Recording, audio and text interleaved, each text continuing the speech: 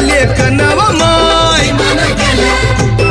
मग कुणी नाही केलं भलं व माय अग दिल्लीचं दालन फुलं व माय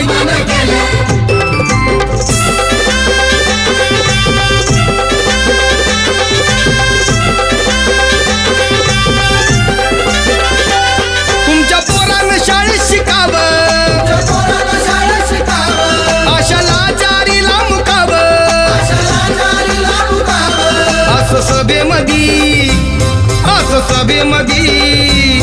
असं सभेमधी भाषण व माय मग कुणी नाही केलं भलं व माय अग दिल्लीचं दालन फुलं व माय